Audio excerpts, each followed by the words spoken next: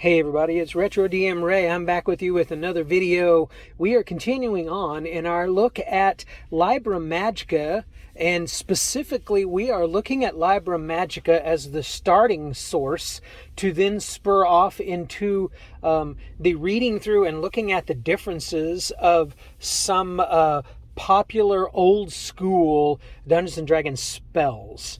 Last time we covered one of my absolute favorites, probably one of the top 5, if not the number 1 favorite magic user spell that has ever been created, which was Magic Missile for Dungeons & Dragons. I'm going to move to the second one, which was suggested to me by the Dungeon Minister. Thank you for that, sir. We will move on to Sleep today. And then on the next video, I'm going to take a look at Floating Disc. Because that one was also suggested by another viewer on the channel and subscriber as well, so thank you for that. Again, anytime you want to put in the comments the something that you want me to take a look at as far as these spells are concerned, and later on we're actually going to take a look at some gaming systems actually that I was graciously given by a game publishing company that has a very kind of feel that I like. So we'll be taking a look at that later on down the line. But right now we're looking at these spells, and I'm excited to be here to be able to do that with you today. Again, if you like this content, it's always G-rated. It's always family friendly. Please like and subscribe and share and click that bell icon so you'll get notified of all of the videos as they upload and all that other junk like that. Check the description for different links for my Drive-Thru RPG affiliate, for Patreon to support me. I can start putting some stuff on there when I get some more supporters on that particular avenue. There's PayPal, it's a tip jar. There's also, you can buy me a coffee. There's a bunch of different ways to support the channel and do things like that, and give me opportunities to purchase new products and have some new stuff out there to review and take a look at with you that have that same old school feel. So join me today as we take a look at the spell Sleep. I'm starting with Libram Magica from Basic Fantasy RPG. You all know I love that set. And so let's take a look at the Sleep spell in the Libram Magica. Again, you can download that from basicfantasy.org and click on the search and click on Libram Magica, and that's a big download. It's their compiled spell book, if you will, across their system. So Sleep, it's Magic User level 1. Its range is 90 feet. Its duration is 5 rounds per level. This spell puts several creatures of 3 or fewer hit dice into a magical slumber. Creatures of 4 or more hit dice are not affected. The caster chooses a point of origin from the spell, for the spell, within the given range, of course, and those creatures within 30 feet of the chosen point may be affected. Each creature in the area of effect is allowed a saving throw versus spells to resist the effect. Sleeping creatures are helpless. Slapping or wounding awakens an affected creature, but normal noise does not. Sleep does not affect unconscious creatures, constructs, elementals, or undead creatures, and such creatures in the area of effect are ignored. When the duration elapses, the sleeping creatures normally wake up immediately. However, if they are made very comfortable and the surroundings are quiet, the affected creatures may continue sleeping normally at the Game Master's option. So there's going to be a lot of differences you're going to see in that description versus where we're going next, which is BX. BX says that of course, this is Magic User level 1. The range is 240 feet. The duration is 4 to 16 turns, or 44 turns. The spell will put creatures to sleep for 44 turns. The caster can only affect creatures with 4+1 hit dice or less. Only one creature with 4+1 hit dice will be affected. Otherwise, the spell affects 2 to 16, 2d8 hit dice of creatures. The undead cannot be put to sleep. When affecting a group of creatures of mixed levels, parentheses hit dice, lower level creatures will always be put to sleep before higher level ones. Any pluses, quote unquote, are ignored. For example, 2+1 hit dice is treated as 2 hit dice. Creatures with less than 1 hit die are still considered as 1 hit die. Any sleeping creature may be awakened by force, such as a slap. A sleeping creature may be killed, regardless of its hit points, with a single blow with any edged weapon. Example, a party encounters 4 hungry lizard men. Saurian, an elf, casts a sleep spell at them. The DM rolls 2d8. The result of 7 means that 7 levels of creatures are affected. Lizard men have 2+1 hit dice each. Treated as 2 for the effects of the spell, 3 lizard men fall asleep. 7 divided by 2 equals 3.5, but a creature cannot be partially asleep from the spell. So you can already see there large differences. First of all, in duration, it's not based on level. The range is almost 3 times that of the basic fantasy RPG. The radius is actually, in the BX version, the radius of effect is not even mentioned. Whereas in the Libram Magica, it's 30 feet within the chosen point. And in this sleep spell, there is no save. In Libram Magica, of course, there is a save to resist. In Libram Magica, the creatures are helpless. Slapping or wounding them awakes them, but normal noise doesn't. And this one, it says that they can be awakened by force, which would be a slap. But they may be automatically killed, regardless of hit points, with a single blow from any edged weapon. And then in Libram Magica, it says that unconscious creatures, constructs, elementals, or undead creatures are not affected. They're ignored. In this one, it only says undead. But I think that was the intention of the rule, that you understand that a construct could not be put to sleep and those kinds of things. But it's only specifically not mentioned here. So that's the BX version. Now let's move to BECMI. Here's BECMI's reading. Range 240 feet. So that's the same. Duration 4d4, 4 to 16 turns. That's the same. Effect 2 to 16 hit dice of living creatures within a 40-foot square area. So it's the same 2d8 number of hit dice, but it's now in a 40-foot square area, whereas BX did not include the area. And this spell will put creatures to sleep for up to 16 turns. It will only affect creatures with 4+1 hit dice or less, generally small or man-sized creatures. So there's a limitation added in the size of the creature. The spell will not affect creatures outside of the 40 by 40 area, which the player chooses as the spell's target area. So now that's even more defined for you, and not just a 30-foot area. It's a 40 by 40 area in this case. The spell will not work against undead or very large creatures, such as dragons. So now they're not excluding constructs or other things like that. They're just excluding undead and very large creatures, which is a little arbitrary. Understandable. Rules as intended, of course. You know what they mean. But a little bit arbitrary there. When a character is first hit with a sleep spell, falling or sagging to the ground will not wake him up. However, creatures affected by a sleep spell are not in a deep sleep. Any sleeping character or creature will awaken if slapped, kicked, or shaken. Characters can kill a sleeping victim with a single blow of any edged weapon, regardless of the creature's hit points. So that's the same.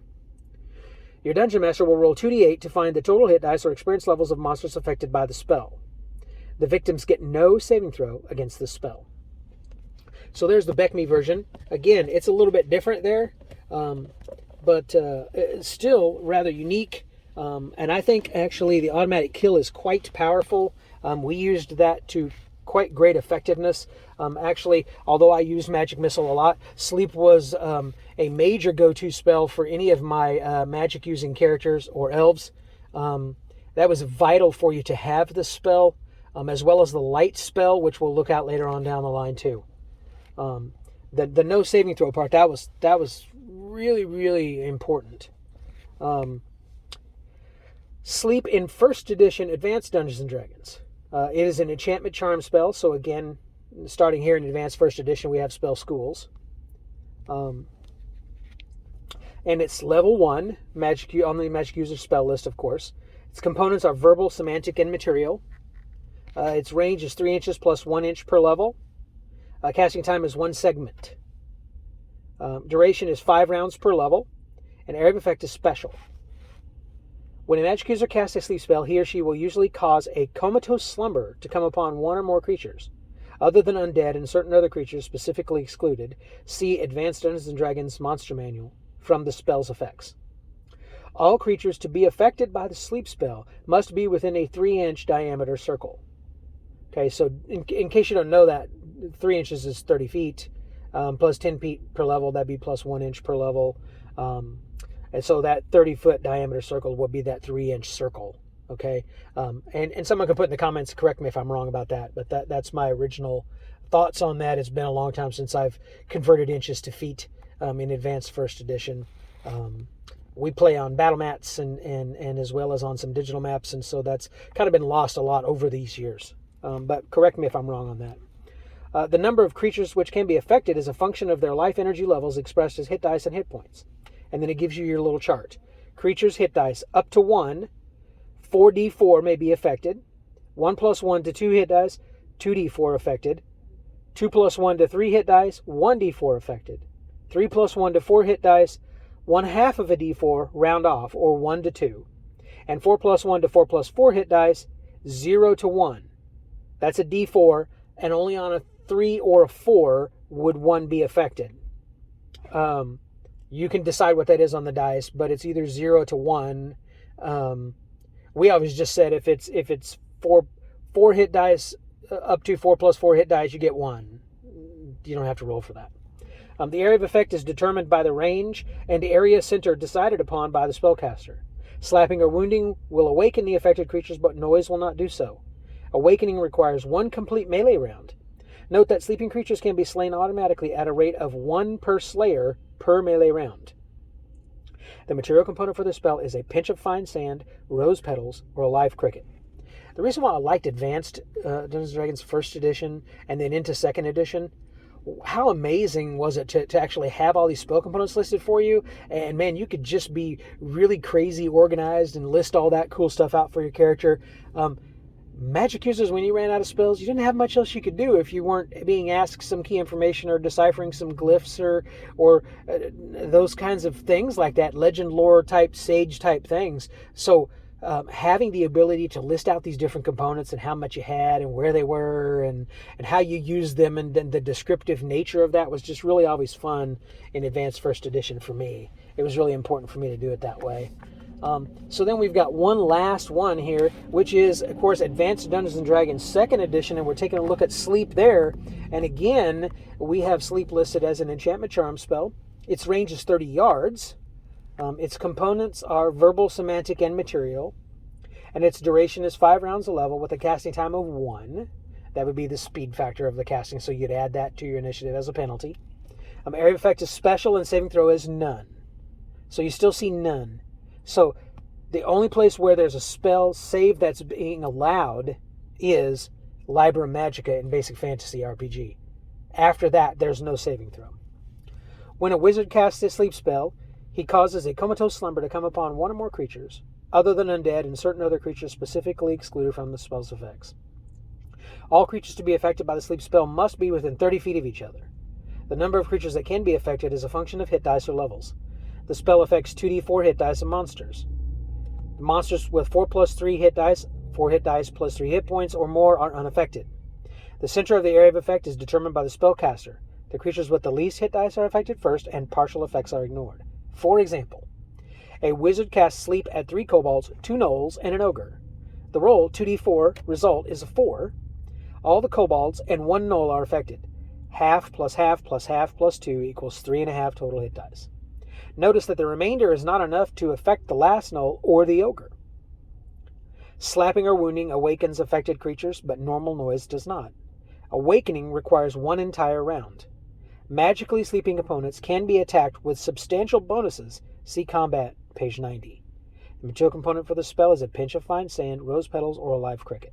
So, what has left the system in Advanced Dungeons & Dragons 2nd Edition is that you might automatically slay those who are sleeping. I don't know how you feel about that. I think if you want a real high quality of verisimilitude across the entire game, both for the player characters and for the enemy, then it would be automatic slaying. Right? Because you just put a blade to their throat, a long sword, a great swing, hack off with the head. Right?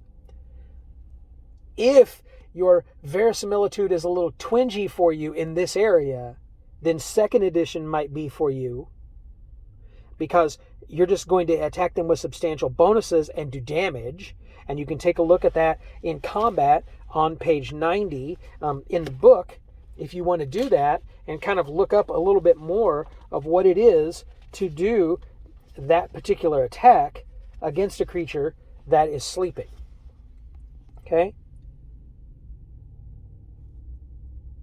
So if combat modifier table, table 51 on page 90 under combat weapon type versus armor in the Advanced Dungeons & Dragons 2nd edition player's handbook. What it says is if the defender is sleeping or held, attack roll is automatic. There's an asterisk. If the defender is attacked during the course of a normal melee, the attack automatically hits and causes normal damage. If no fighting is going on, i.e. all others have been slain or driven off, the defender can be slain automatically.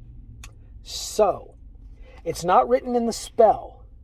You have to go into the combat section, and that's when you come to the idea that what they really mean is that if all the opponents are sleeping, you can automatically hit them. It's not with substantial bonuses. You actually automatically hit them, okay? If there's other fighting going on, you cause normal damage, they would wake up, but there's other fighting going on. If they're all asleep, if there's a room of 4 kobolds and you put all 4 kobolds asleep, and there are 4 of you in the party, and you've all got your edged weapons out, it's automatic hit, automatic death. They didn't put that in the spell description. I'm really not exactly sure why they didn't include it in there, but that's where you have to go to on page 90 in the player's handbook to actually read that asterisk section about those particular effects of the spell as it's ongoing. So I hope you're enjoying this coverage like this. I really am enjoying taking a look at this and looking across the different systems and how they work in relation to these, what I would call favorite spells or popular spells, if you will. If this is something that you're really enjoying too, again, make some more suggestions and spells you'd like to cover across the different editions. I'll be glad to take a look at that and read through that and discuss that a little bit like we've done here. Again, thank you to all those who have subbed, all those who support me. I really appreciate that. We are pushing hard for that 500 subscriber mark. Again, stay tuned. I don't know how long, but it's not going to be too awful long. We're going to kind of step away from this for a little bit and go to taking a look at a brand new system that has that old school feel. I'll just give you a hint. That old school feel comes from the original authors of the stuff. That is the fantasy that the system is based on, that has JRR as the initials. But we'll take a look at that here coming soon. And really deep dive into the rules of that and how that really old school storytelling feel can kind of come about, and the impact of that, and the darkness and the death and the destruction at the same time, the hope, and those types of things in the old school feel of adventuring. Again, check out anything else that I have on the channel, please. I would ask that you would definitely sub, definitely share, and definitely take a look at my links that are in the description. And I appreciate you guys tuning in today. I know this has been a short look at the sleep spell, but I hope you've enjoyed it. Leave any comments. I would really appreciate that. And like I always say at the end of my videos, hey, take care, and may all your rolls be nat 20s. Later.